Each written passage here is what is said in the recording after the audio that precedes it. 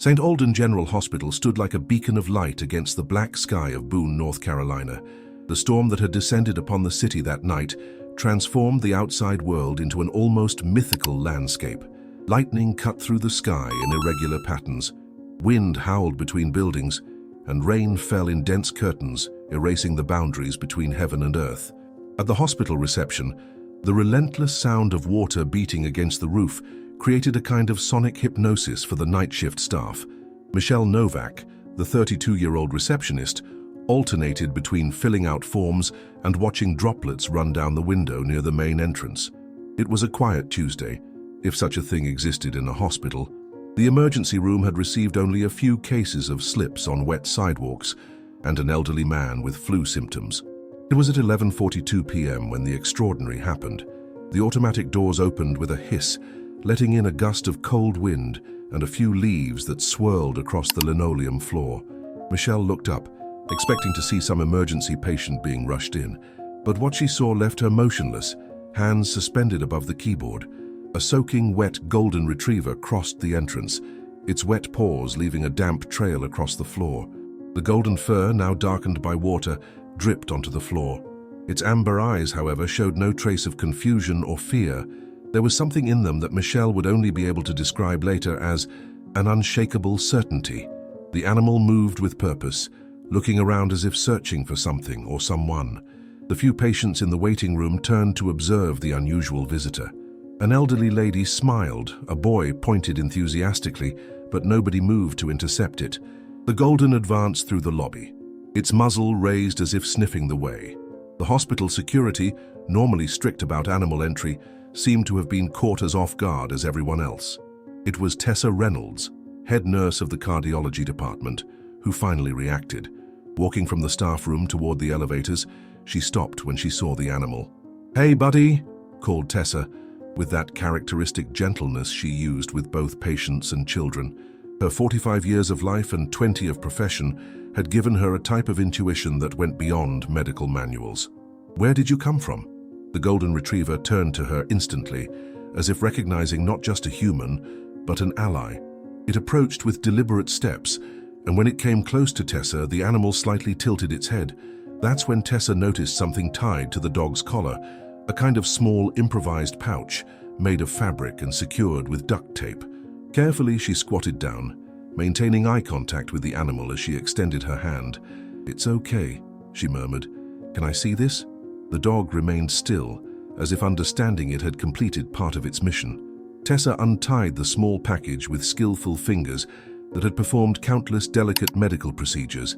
Inside was a folded paper, partially damp at the edges, and something metallic that reflected the hospital's fluorescent light. A hospital identification badge. Tessa recognized it immediately. It belonged to Dr. Marcus Hollis, one of the doctors in the geriatrics department. With her heart racing, she unfolded the dampened paper.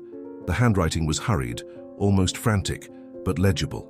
"To whoever finds this note, my neighbor Harlan Campbell, 78 years old, has fallen at home and can't get up. He lives at 427 Cedar Street. He is Dr. Hollis's patient. I tried calling emergency services, but the lines are down because of the storm. Cell phone has no signal. This is his dog, Dashiell. Please send help." Signed, Eleanor Bennett, neighbor. Tessa felt a chill that had nothing to do with the damp air coming through the doors. She looked again at the dog, Dashiell, who was watching her with an almost human intensity. The animal had crossed the city during a storm, carrying a message that could save its owner's life. "Michelle," called Tessa, standing up and walking quickly to the reception with Dashiell at her heels. "We need an emergency team right now." The wind was howling outside as the emergency team prepared. Dashiell observed every movement of the humans with an attention that defied common understanding about animals. Dr. Sophia Chen, a 29-year-old resident, checked the first aid bag while listening to Tessa explain the situation. "So the dog just appeared here with a note?" asked Sophia, adjusting her dark-framed glasses as she cast incredulous glances at the golden retriever, waiting patiently near the doors. "Exactly," confirmed Tessa, checking the contents of her own medical bag. "Dr. Hollis is at a conference in Charlotte, so we can't contact him to confirm details about the patient.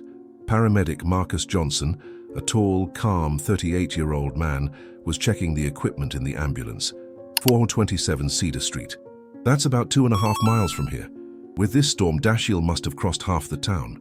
How did he even know where to go? Asked Sophia, still skeptical. Animals are smarter than we think, Marcus replied simply, closing the rear doors of the vehicle, especially when it comes to protecting someone they love. As the team finalized preparations, Dashiell remained alert, his wet body now covered with a dry towel that Michelle had provided. The animal repeatedly looked at the exit, as if anxious to return to its owner. I think he wants to guide us, observed Tessa, placing her hand gently on the dog's head. Are you suggesting we take a dog in the ambulance? Sophia seemed genuinely surprised. He found his way here, Tessa responded firmly. If he knows the way back, he can help us if the house numbers are difficult to see in this rain. Sophia looked at Marcus, who shrugged with a half smile. I've seen stranger things in this job.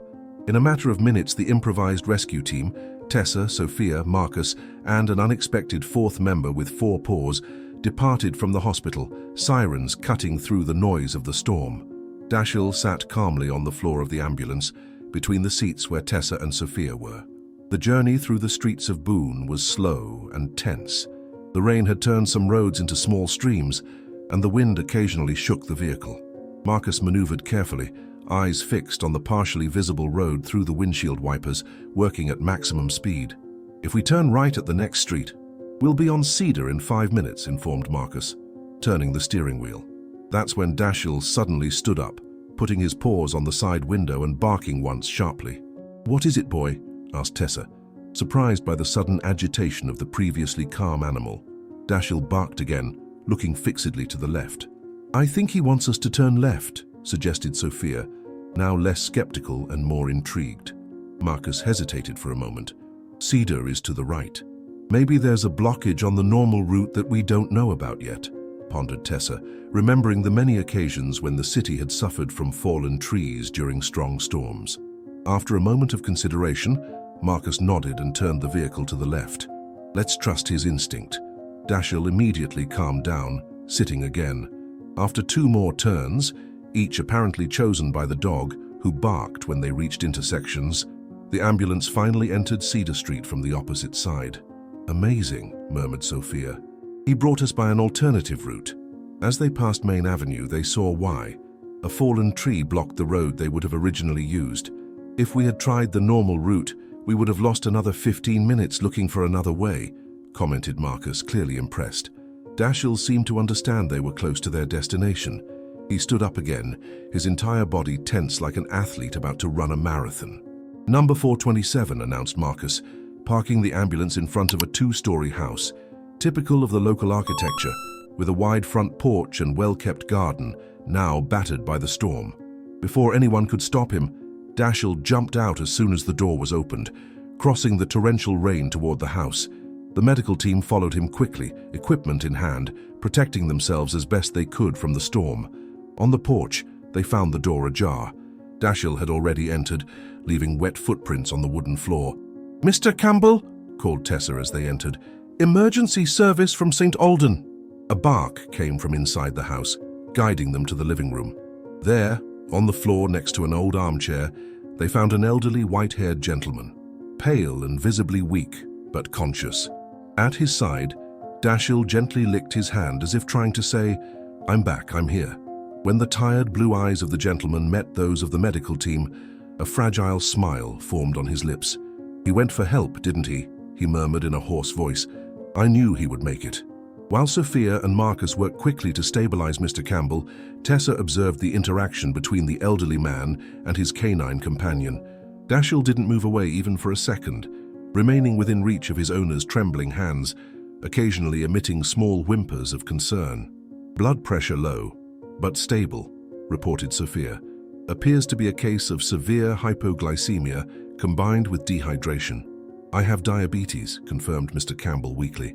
I forgot to eat after taking my insulin. I tried to reach the phone when I started feeling the symptoms, but I fell. How long have you been on the floor? Asked Marcus, already preparing a glucose solution for administration. Not sure. Maybe 3-4 hours, replied the elderly man, his hand never leaving Dashiell's fur. Eleanor came to check on me when I stopped answering her calls.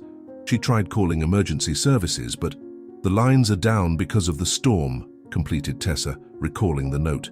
So she had the idea to send Dashiell. A gleam of pride crossed Mr. Campbell's tired eyes. She thought it might work because the hospital is familiar to him. While receiving initial care, the elderly man explained that Dashiell had accompanied him to his regular appointments at St. Alden for more than 2 years, since he was diagnosed with diabetes and heart problems. The dog knew the way not just by sight, but by smells and sensations. Even under the pouring rain, even with partially flooded streets, Dashiell had oriented himself. "My late wife, Martha, used to say that Dashiell wasn't just a dog," commented Mr. Campbell, while allowing Sophia to check his pupils with a small flashlight. "She said he was an old soul in a borrowed body." After administering glucose and initial hydration, the team prepared to transport him to the hospital. Standard procedure would be to take him alone in the ambulance, with the medical team monitoring his vital signs. But when Marcus and Sophia tried to move the stretcher without Dashiell being able to follow them, the animal became visibly agitated. "He's never acted like this before," explained Mr. Campbell, concerned. "I think he's afraid of losing sight of me after what happened." Tessa looked at her colleagues, and then at the golden retriever, who alternated between anxiously looking at his owner and at the door. "Normally, it would be against protocol," began Tessa, "but considering the extraordinary circumstances and the fact that he's technically already part of the emergency team tonight," completed Marcus with a discreet smile. Thus, breaking all usual protocols, Dashiell traveled in the ambulance beside his owner's stretcher. Sitting on the floor with his eyes fixed on Mr. Campbell's face, the dog remained a calm and vigilant presence throughout the journey back to the hospital. At the reception of St. Alden, news of the unusual rescue had already spread among the night shift staff. Michelle, the receptionist, had shared the story with other employees, and several of them were waiting for the ambulance's arrival, a mixture of curiosity and emotion on their faces. "We need to take him for tests immediately," instructed Sophia as they entered through the automatic doors, the stretcher rolling quickly down the corridor with Dashiell faithfully trotting alongside. A young doctor who wasn't part of the initial team approached, clipboard in hand. "We can't allow the animal in the treatment area. It's against sanitary regulations." Before anyone could protest, an authoritative voice sounded down the corridor. "Tonight, we'll make an exception."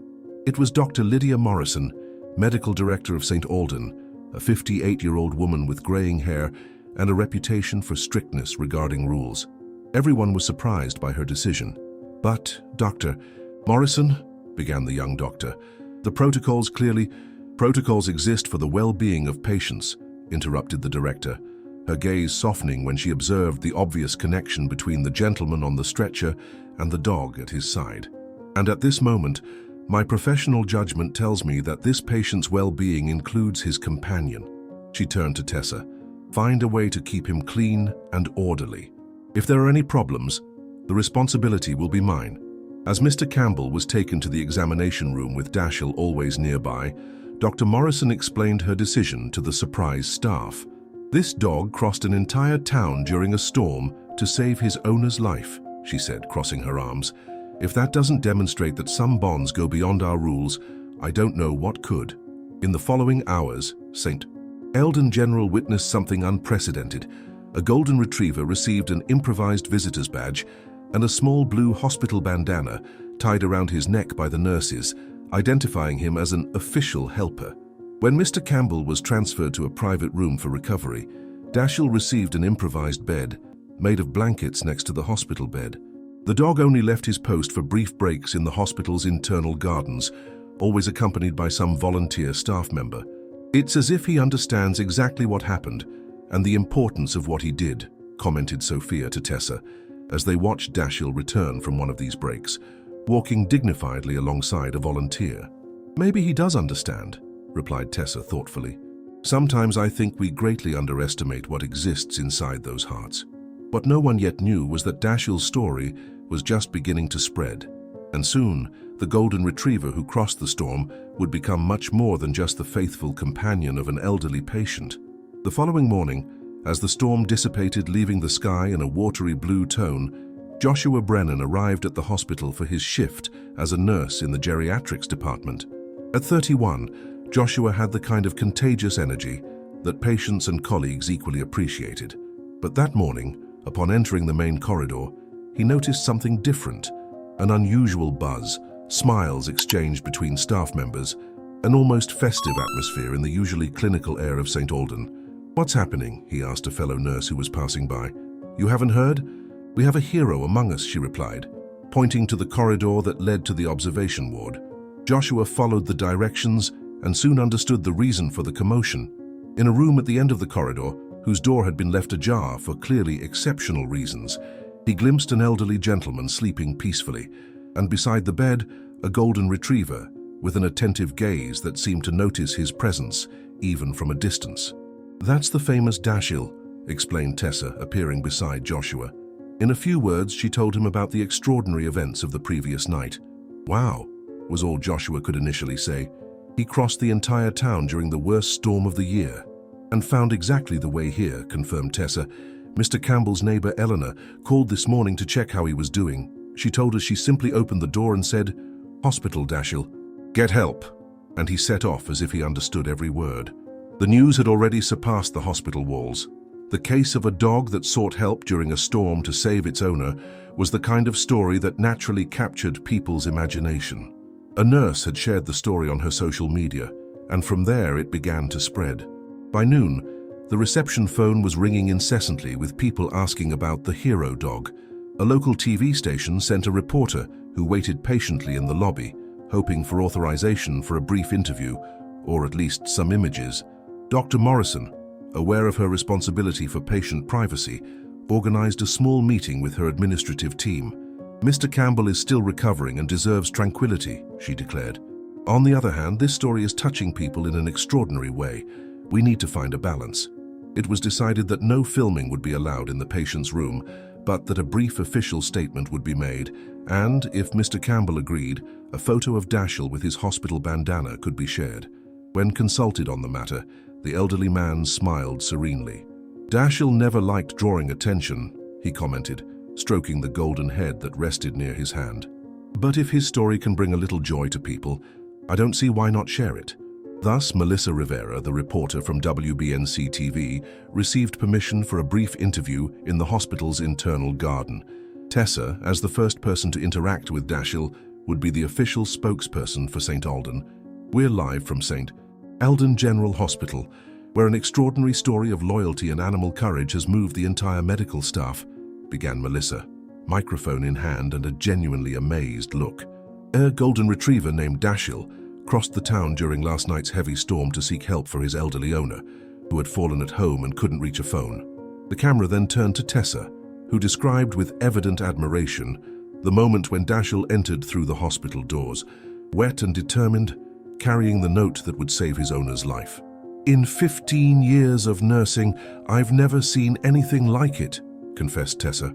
It wasn't just the fact that he found his way here, but the clarity of purpose in his eyes. It was as if he perfectly understood the gravity of the situation. The report also included a statement from Dr. Morrison about the exceptional decision to allow the dog to remain with his owner during recovery. "St. Aldan believes in patient-centered care," she explained with professional dignity. "In this case, the bond between Mr. Campbell and Dashiell is clearly a vital part of our patients' well-being." The filming ended with some images of Dashiell in the garden, his blue hospital bandana contrasting with his golden fur, as he briefly played with Joshua, who had volunteered to take him for a short walk. This is Melissa Rivera reporting live from St. Aldan General, where we've learned that sometimes heroes have four paws. The report aired on the midday news, and within hours, the story had been shared by national stations. The video spread quickly across the internet, and by nightfall, Dashiell had become a small celebrity. What had begun as a local story about a loyal animal was quickly transforming into something larger, a symbol of connection, of understanding beyond words, of a bond that defied conventional logic about the relationship between humans and animals. In room 312, oblivious to his growing fame, Dashiell continued his silent vigil. Occasionally, he would raise his head when a nurse entered to check his owner's vital signs, but soon returned to his guard position, his attentive eyes rarely leaving Mr. Campbell's face. To the outside world, he was an extraordinary hero. To the man in the hospital bed, he was simply Dashiell, his companion, his friend, his constant guardian. And that, perhaps, was the most extraordinary part of the entire story. The third day after the incident, brought visitors of a different kind to St. Aldan. Dashiell's story had attracted the attention not only of the general public, but also of animal behavior specialists. Dr. Eliza Thornton, a renowned ethologist and professor of veterinary sciences at North Carolina State University, requested a visit to observe Dashiell. After obtaining authorization from Mr. Campbell, who continued to progressively improve, the hospital permitted a brief observation session. Dr. Thornton, a 49-year-old woman with short brown hair and perceptive eyes, arrived accompanied by her research assistant, Miguel Santos. Both were conducted to room 312 by Joshua, who in recent days had become Dashiell's unofficial companion during his walks in the garden. "We've tried to keep his routine as normal as possible," explained Joshua as they walked down the corridor. "In the morning and afternoon, we give him a 20-minute walk through the internal gardens, always with Mr. Campbell's permission, of course." When they entered the room, they found the elderly man sitting in bed, considerably stronger than in previous days, leafing through a book. Dashiell was lying in his improvised bed but immediately stood up when the visitors entered, his behavior polite yet vigilant. "Good morning," greeted Mr. Campbell with a gentle smile. "You must be the scientists who came to study my boy." Dr. Thornton introduced herself and briefly explained the purpose of her visit. "We are particularly interested in the navigation behavior that Dashiell demonstrated. Crossing a town during a storm, finding a specific path to a known destination, represents a remarkable cognitive feat." For the next hour, the ethologist observed the interactions between Dashiell and his owner, asked questions about their habits, their history together, and with permission conducted some simple tests to evaluate the dog's cognitive abilities. "He orients himself primarily by smell, as expected in canines," explained Dr. Thornton, after asking them to hide an object with Mr. Campbell's scent in different parts of the room, which Dashiell found without difficulty. "But what impresses me is his ability to integrate spatial memory with destination recognition." Miguel, the assistant, carefully documented each observation on his tablet. Dr. Thornton's hypothesis is that some dogs develop extraordinarily detailed cognitive maps, especially when associated with emotionally significant locations for their owners. The scientific explanation was fascinating, but for Mr. Campbell, there was something deeper happening. "Dashiell and I have been talking every day since Martha passed away," he shared, his voice softening at the mention of his late wife. "Not with words, you understand, but there's a communication there. Sometimes I feel like he reads my thoughts before I even fully formulate them." Dr. Thornton nodded respectfully. "Science has only begun to scratch the surface of the emotional complexity of canines. We know they can detect subtle changes in our body chemistry, body language, and vocal patterns. In a long-term relationship like yours, this attunement becomes extraordinarily refined." Before leaving, the specialist asked permission to include Dashiell in a broader study on canine navigation in urban environments. "There will be no need to separate you," she assured upon seeing the expression of concern on Mr. Campbell's face. "We would just like to make some home visits when you're discharged, and perhaps some simple tests in familiar environments." That same afternoon, another type of specialist approached the story. Richard Palmer, a veteran journalist specialized in human stories for American Stories magazine. Unlike the media seeking momentary sensationalism, Palmer was interested in the depth behind the event. "I'm not here to turn this into headlines," he explained to Dr. Morrison during his preliminary interview. "I want to understand what this story tells us about the nature of these bonds we form with other species." With approval for a more extensive article, Palmer spent several hours not only talking with Mr. Campbell and observing Dashiell, but also interviewing the medical team that had participated in the rescue and the staff who witnessed the unusual arrival at the hospital. "What impressed me most," Tessa told during her interview, "was the absolute certainty in each of his movements. There was no hesitation. It was as if he had a clear purpose and knew exactly how to accomplish it." Palmer also located Eleanor Bennett, the neighbor who had the idea to send Dashiell to the hospital. A retired teacher in her early 70s, she spoke with the calm pragmatism of someone who had seen much in life. "It wasn't a stroke of genius," she told the journalist while they sat on her front porch, with the afternoon sun now breaking through the clouds that had dominated the sky for days. "Desperate situations call for creative thinking. I remembered that Harlan always took Dashiell with him to his appointments, and something told me the dog might find his way there." The most touching detail of her account was what happened immediately after she attached the note to Dashiell's collar. I opened the door and said, "Hospital, Dashiell, get help." He looked at me for just a second, as if processing what I was asking. Then he turned and ran into the rain without a moment's hesitation, not toward the park where they usually walk, not toward any other familiar place, straight in the direction of St. Aldan. She paused, her eyes distant with the memory. That's when I knew he would succeed. By the end of the week, Mr. Campbell was strong enough to receive more visitors.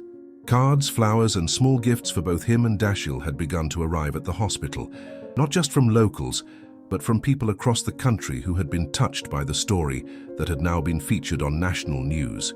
The hospital administration, faced with this unprecedented situation, designated a small conference room to store the gifts, many of which were dog treats, toys, and handmade blankets for Dashiell. "I never thought my old boy would become famous," said Mr.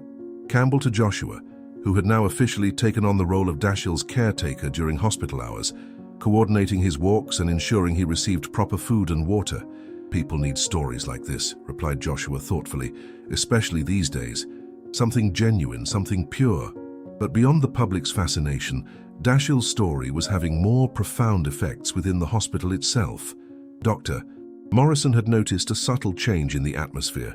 Staff members smiled more, took more time to listen to patients, showed more patience with routine difficulties. After consulting with her administrative team and the hospital's board, she made an announcement that surprised everyone. St. Aldan would initiate a pilot program for therapy dogs in the geriatric and long-term care wards. Dashiell's extraordinary act has reminded us of something we sometimes forget amid medical protocols and technical advances, she stated during a staff meeting.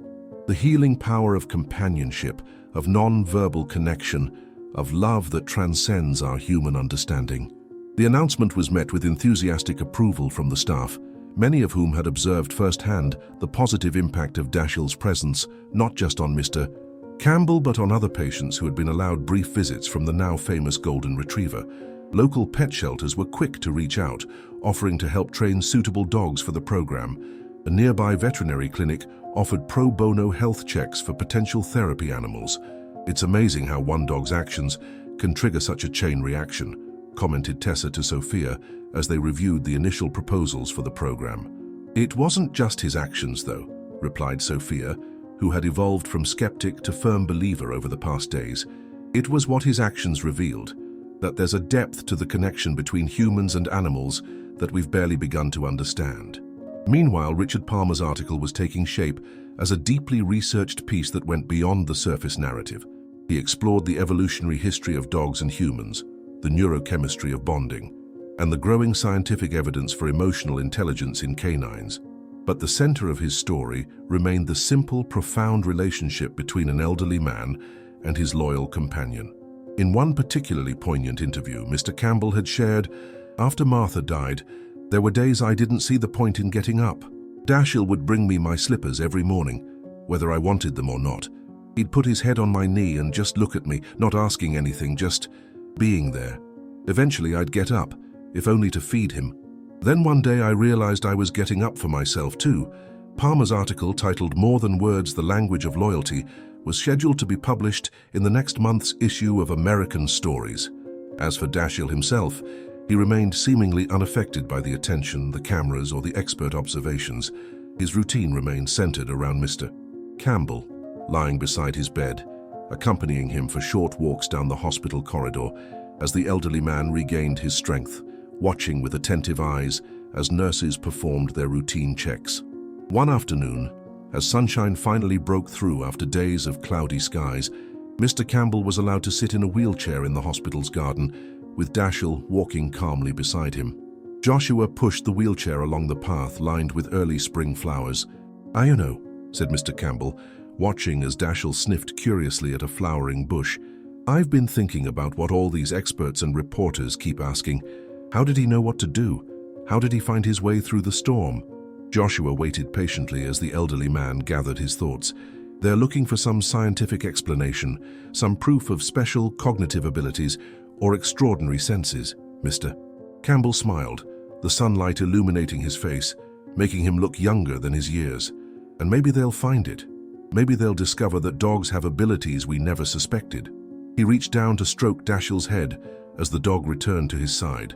But what they might miss is the simplest explanation of all, that love finds a way, always has, always will.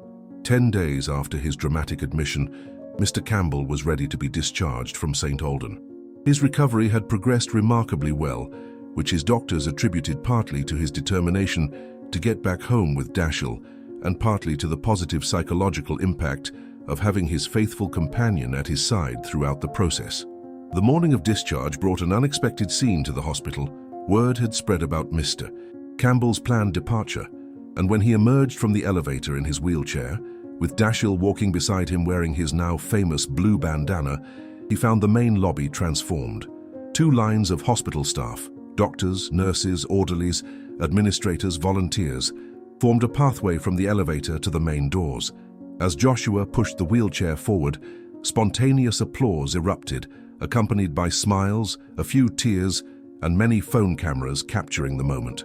"Oh my," whispered Mr. Campbell, genuinely moved by the display. Dashiell, seemingly aware of the significance of the moment, walked with his head held high, occasionally glancing up at his owner as if checking that he was enjoying the recognition. At the hospital entrance, Dr. Morrison waited with a small brass plaque in her hands. "Mr. Campbell Dashiell," she began, her usual professional demeanor softened by emotion, "before you leave us, we wanted to give you something to commemorate what happened here." She presented the plaque, which read, "In honor of Dashiell, who reminded us that heroism comes in all forms and that the strongest bonds transcend words. His journey through the storm to save his owner touched all our hearts at St. Aldan and inspired our therapy dog program." Beneath the inscription was an engraved paw print alongside the date. "We'll be mounting an identical plaque by our main entrance," explained Dr. Morrison, "so that everyone who comes through our doors will know this remarkable story." Mr. Campbell accepted the plaque with trembling hands, too moved to speak for a moment. Finally, he managed to say, "Thank you all, for saving my life, for caring for Dashiell, for everything." Outside, more surprises awaited. Eleanor Bennett, the neighbor who had sent Dashiell on his mission, stood beside a community van that would take Mr. Campbell home, and behind the van, a small crowd of neighbors and community members had gathered, many holding handmade signs welcoming both Mr. Campbell and Dashiell home.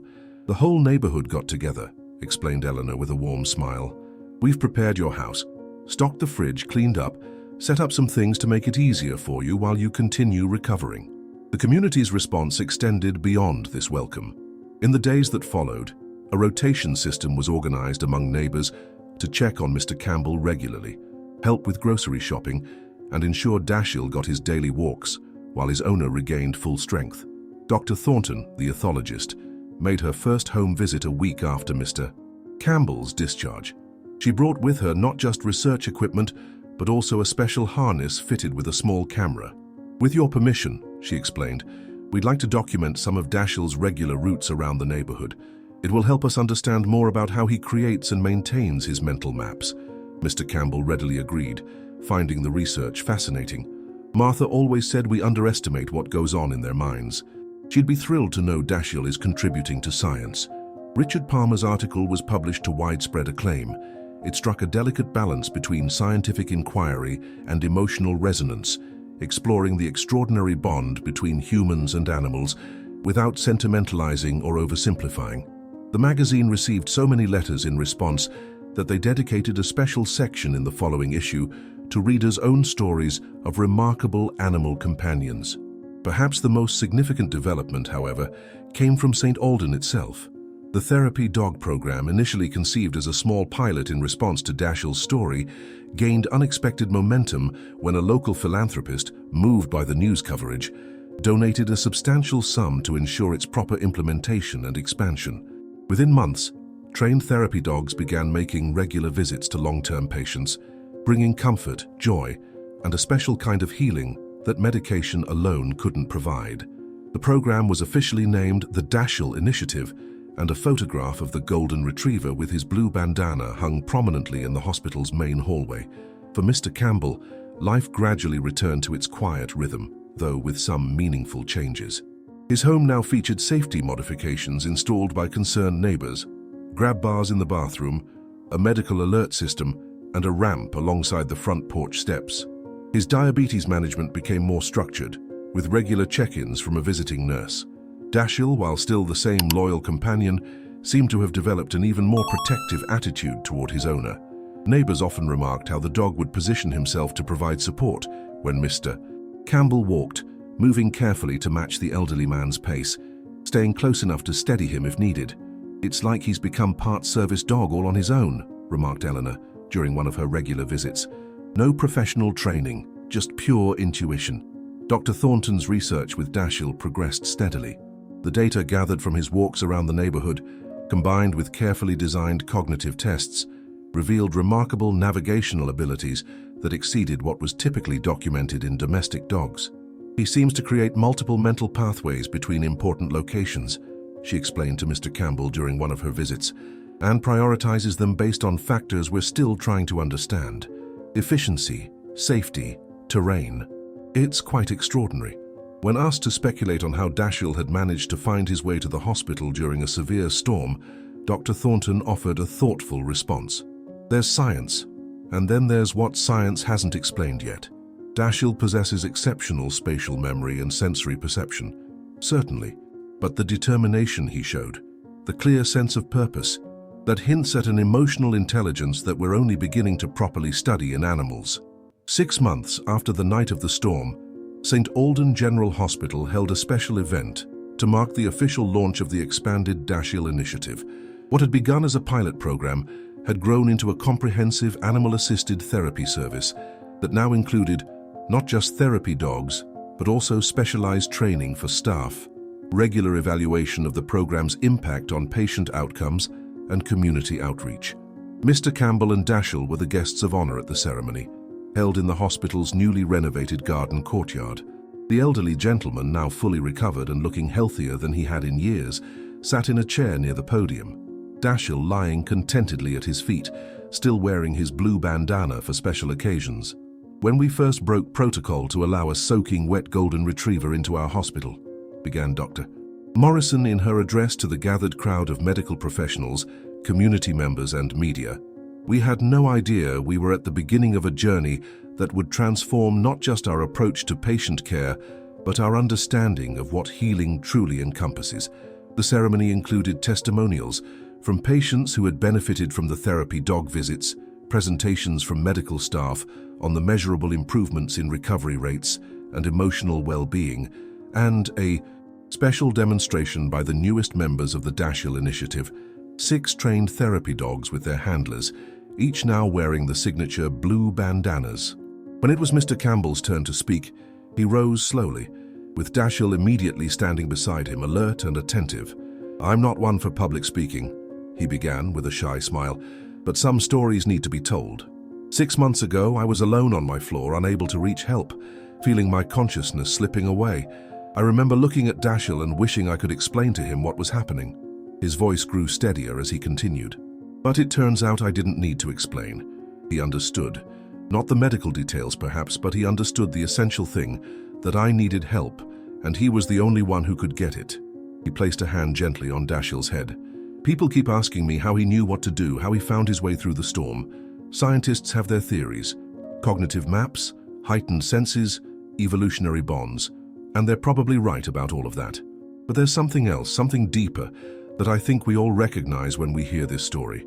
Mr. Campbell looked around at the attentive faces before him. "It's that love isn't just a human emotion.